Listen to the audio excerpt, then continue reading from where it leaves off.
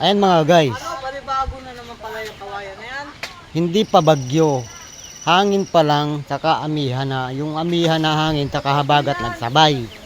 Pero wala kaming bagyo. Ang inaabangan pa bagyo ay lumipas na. Bago nyo panoorin ito guys, like and share, comment na rin, follow. Ito guys ang nangyari sa Santol. Ay nakikita nyo guys, wala pang bagyo yan. Hangin pa lang, pero tingnan mo na. Ayan, bumagsak siya. Bali madaling araw siya bumagsak. Natutulog sila lola namin, sila tiya na kapatid ng mama ko. Magulat sila, akala nila kung ano yung lumagabog. Pero ito, ayan, bumagsak yung Santol. Hangin lang yan guys, wala pang bagyo. Ayan. Sorry guys, nagigising pala namin ngayong umaga. Good morning pala po sa lahat ng makakanood nito.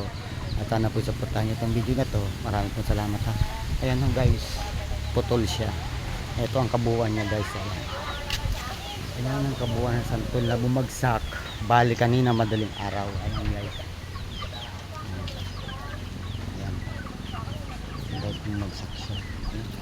Yung mga puno niya, ayan, sanga. Ito yung puno, ayan. Ayan siya guys, yung puno niya, ayan. Bali guys, ano siya, nabali siya, nabali. Sa lakas ng hangin, hindi kinaya na santol.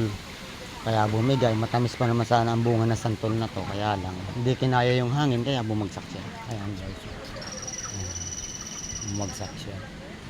Malaking santol yan guys, bumagsak. Ayan. Ayan. Ito yung ano niya guys, ito yung kanyang puno. Ito siya. Bali na ano siya, nalaglag siya. Pasensya na kayo guys, medyo ano kasi rito. Likod kasi ng bahay to, kaya medyo masukal. Ayan siya guys, oh, yung puno niya yan. Nabakli siya. Ayan. Ayan guys, oh, nabakli siya. Ayan. Ayan. Ayan.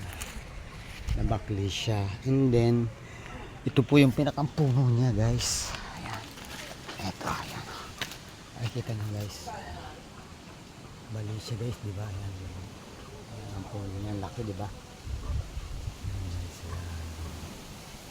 Ayan. Okay guys, hanggang dito na lang po. At cut video muna tayo. At sa mga susunod pang araw, baka may ma-upload pa tayong panibagong video. Guys, like and share ha, comment, follow na rin po.